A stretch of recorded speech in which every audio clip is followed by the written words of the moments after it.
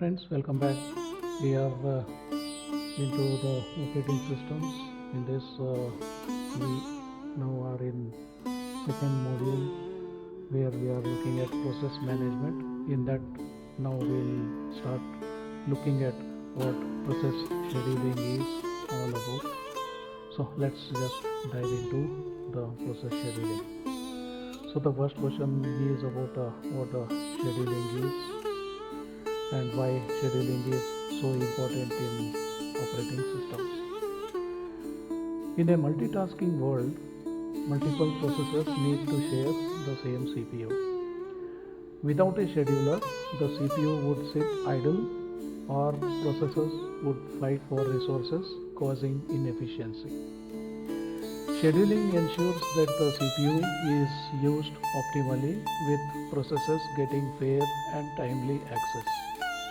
It prevents one process from taking over while giving others the chance to run. It even plays a key role in real-time systems where timely execution is critical.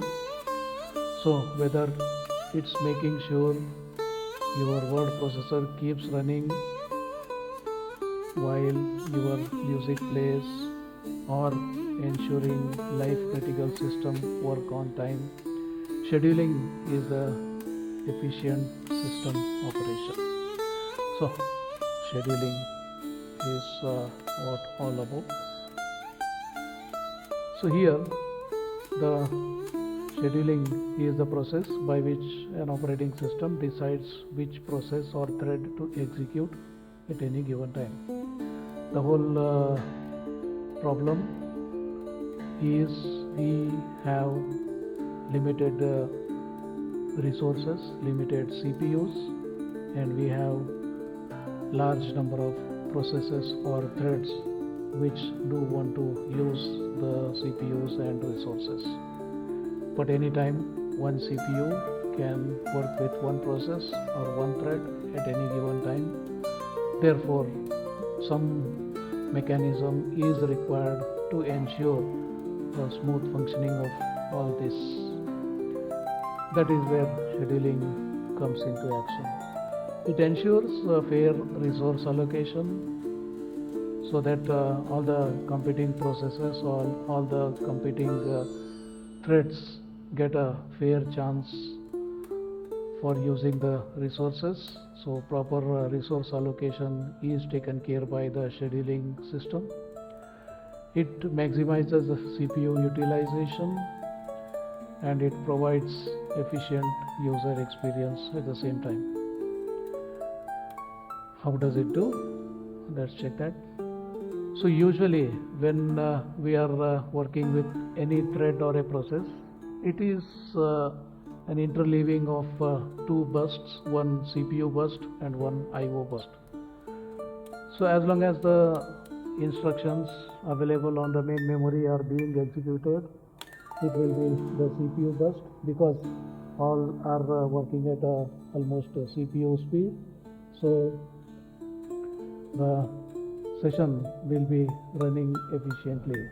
But the moment we want some data from the IO device, if we want to interact with any of the IO device, and naturally IO devices are very slow in their speed, like say hard drive or CD drive, they do have mechanical movements, and these movements are obviously quite slow compared to the processor speed, and hence it makes no sense in making the processor to wait for this IO operation to complete. So whenever IO operation is being performed, that's what we call IO burst. Whenever instructions from the main memory are being executed, then we call it CPU burst. So usually any process consists of alternate CPU IO bursts, and whenever CPU burst is going on, we don't have problem, but when IO burst is going on, yes, we do have problem. Instead of allotting or making that CPU wait for this IO action to complete, why not make this CPU available for some other process or the thread. That's what is the main mindset behind the CPU scheduling. So whenever we have an IO burst of one process, we can allow another process CPU burst to take up. So alternately or one after other. So whenever one process gets into IO burst, so it is wise enough to stop that process there. That means to take out the CPU from that process, let the IO module take care of loading from the IO and put that in a buffer and keep it ready for immediate transfer to the CPU whenever the IO task is complete. But as long as IO task is going on, our CPU can be allotted to some other process. So that's the basic problem we had when we were working on this IO burst. So the CPU scheduling is the basis of multi-programmed operating system. So when we are working with multiple programs, then if one program or the one process stops for some IO burst, then another program can be allotted the CPU and the other process can continue its processing. So this allows other process to use the CPU when one waits for IO. So this type of activity is what we call short-term scheduler or CPU scheduler. Here we are scheduling the CPU to various processes depending on whichever process is available for execution, and if any process is not ready for execution, it is waiting for some other event to occur which is quite slow, then it is neglected currently, and that is what is the job of CPU scheduling. So when you look at the types of scheduling, then basically there are two types of scheduling. One is called preemptive scheduling and other one is called non-preemptive scheduling. In preemptive scheduling, we allot a particular time for any process to use the CPU, and once the time is over, then forcibly that process will be stopped and the CPU is allotted to some other process. So that's a preemptive. That means we don't have to wait till that process complete. Before completion of the process, we can stop the execution of that process and can be allotted to something else. So something like a emergency issue, priority process. So when a low priority process is being executed and midway some high priority process comes into picture, then we have to stop the low priority process and make sure that high priority process is taken up and all that.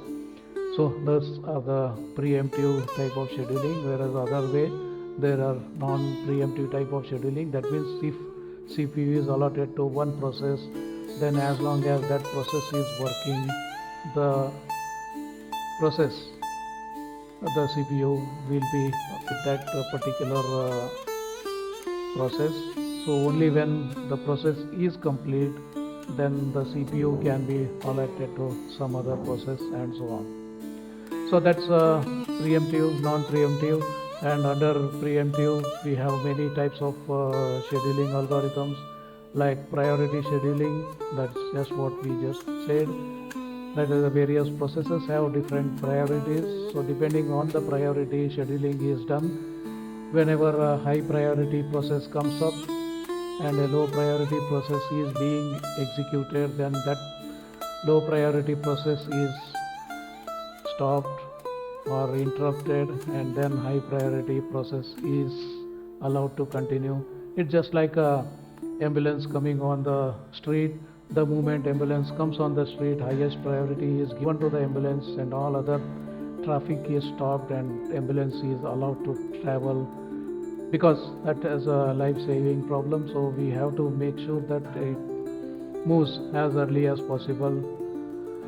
Then we have something like a shortest remaining job first, longest remaining job first, round robin. Yeah, there are many such algorithms under preemptive.